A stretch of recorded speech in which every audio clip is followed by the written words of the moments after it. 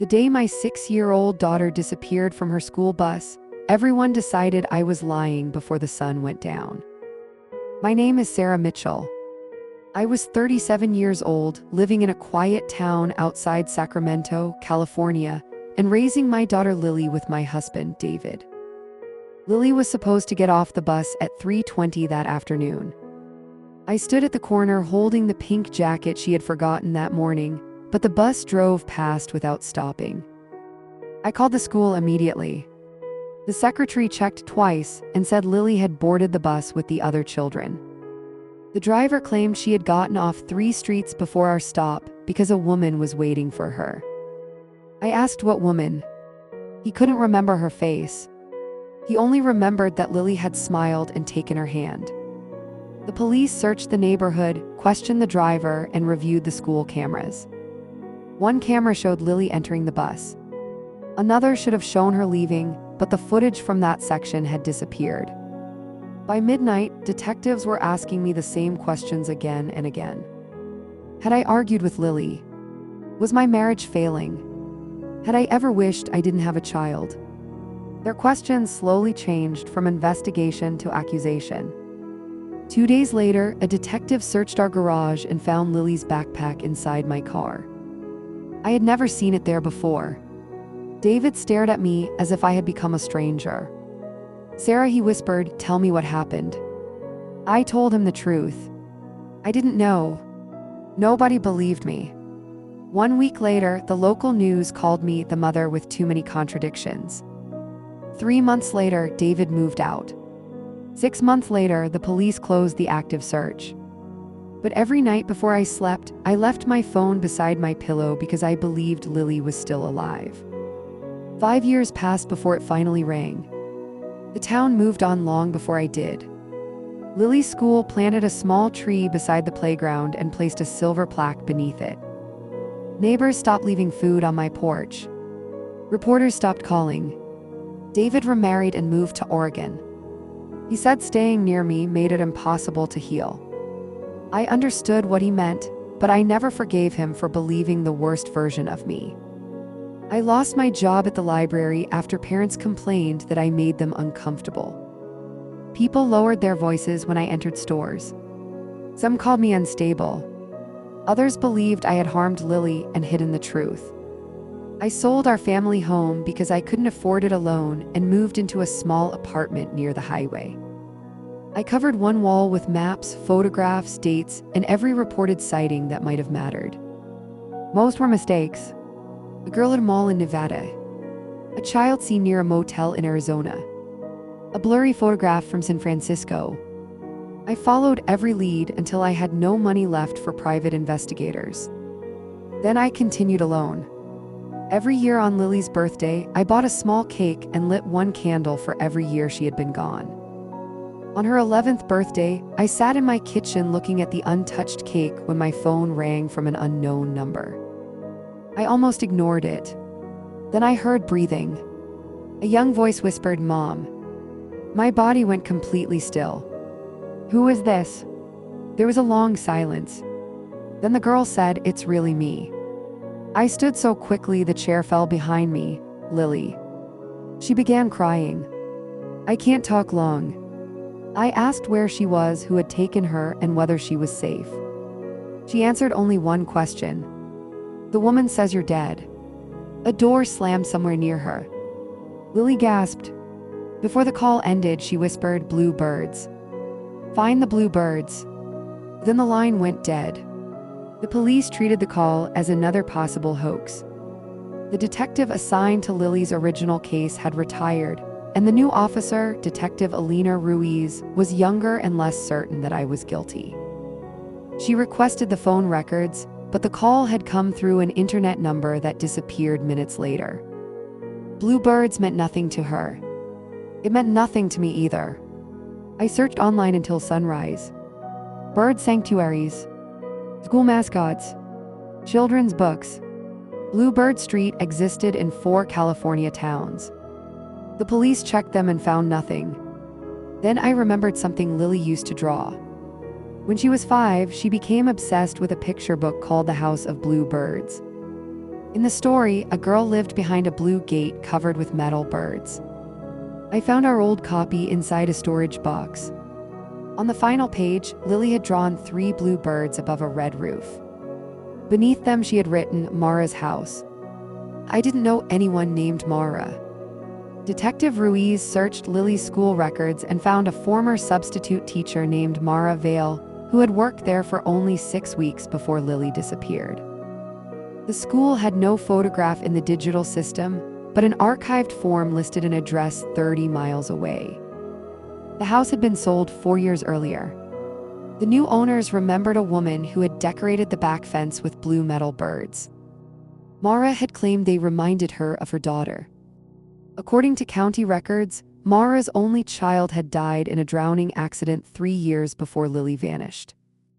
After selling the house, she had moved repeatedly and changed her last name. Detective Ruiz reopened the investigation quietly. She found that Mara had driven a silver minivan matching a vehicle seen near Lily's bus route. She had also volunteered at the school office on the day the security footage disappeared.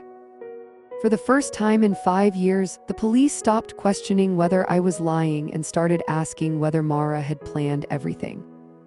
Then Ruiz received an updated address. Mara now lived less than 40 miles from me, in a small town near the mountains. Registered at the same address was an 11-year-old girl named Lucy Vale. Detective Ruiz warned me not to go near the house, but waiting had already cost me 5 years. I drove to the town and parked across from a small grocery store near Mara's address. The house stood at the end of a quiet street behind a tall wooden fence.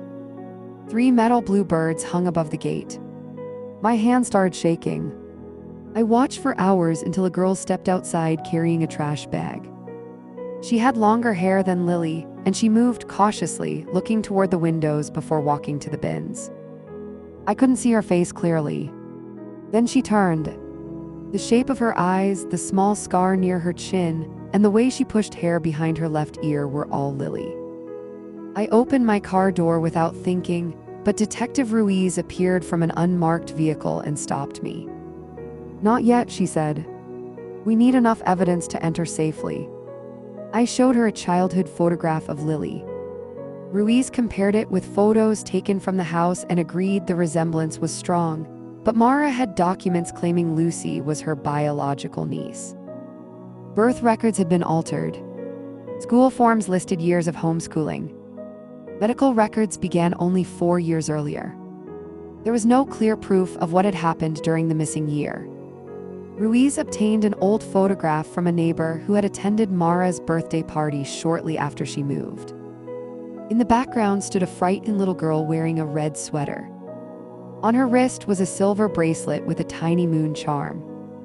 I had given Lily that bracelet the morning she disappeared. The photograph also showed something else, a man standing beside Mara. I recognized him immediately. He was the school bus driver who had told police Lily got off with a woman. He had moved out of state 2 months after the case closed. Ruiz traced his bank account and found a large cash deposit made 3 days after Lily vanished. He had not been confused. He had been paid. Before police could arrest him, he called Mara. Minutes later, the lights in her house went out, and her car disappeared through a rear service road. Police units spread across the county while I waited inside Ruiz's car, unable to breathe normally. Mara's phone was off, but traffic cameras captured her vehicle heading east. Officers found the bus driver at a motel outside Reno. He confessed after less than an hour. Mara had approached him weeks before the kidnapping and claimed Lily was being abused at home. She paid him to let Lily off early and promised she only wanted to protect her. He believed enough of the story to help and enough of the money to remain silent. After the news showed me begging for Lily's return, he realized the truth but stayed quiet because he feared prison. He told police Mara had a cabin near Lake Tahoe that belonged to her late husband. A helicopter found her car outside it just before dark. Ruiz told me to remain behind the police line. I refused to leave, so she allowed me to wait near the road while officers approached the cabin. 20 minutes passed. Then a shot echoed through the trees.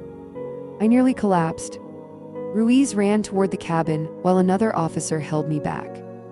More shouting followed. Then the door opened and a girl stepped outside with her hands raised. She wore a gray sweater and no shoes. When she saw the police lights, she froze. I called her name, Lily. She looked toward me, confused and terrified.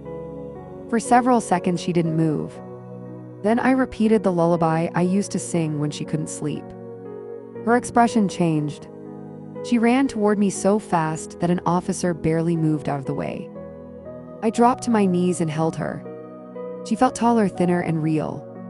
Behind us, police brought Mara from the cabin in handcuffs.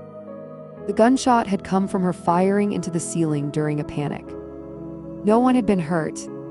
Mara looked at Lily and screamed, "Lucy, don't listen to her. She's not your mother." Lily tightened her arms around me and whispered the words I had waited 5 years to hear. "I remember you." Mara told investigators she had never intended to hurt Lily. After losing her own daughter, she began volunteering at schools because being near children made the grief easier. Then she saw Lily waiting alone near the school office one afternoon and became convinced they had a special connection. She followed our family, learned our schedule, and slowly created a story in which I was an unfit mother, and she was the only person who could save my child. She altered records, paid the bus driver, deleted camera footage, and moved Lily between rental homes whenever neighbors became curious.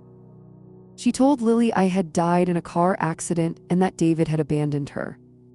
When Lily began remembering details that contradicted the story, Mara said trauma had created false memories. She homeschooled her, limited internet access, and never allowed photographs online. Lily eventually found an old phone hidden in a drawer and searched my name. She saw articles accusing me of killing her. She didn't know what to believe, but she called the number listed in an old missing person poster. She had only seconds before Mara returned. The blue birds were the only clue she could think of. During interviews, Lily asked whether I had really stopped looking for her. I showed her the maps, birthday candles, and boxes of search records. She cried quietly and said Mara had told her that mothers forgot children when they became inconvenient. I wanted to tell her everything would be normal again, but that would have been another lie. Lily had lived half her childhood under another name. She loved parts of the woman who kidnapped her because Mara had also cooked her meals, cared for her when she was sick, and held her after nightmares.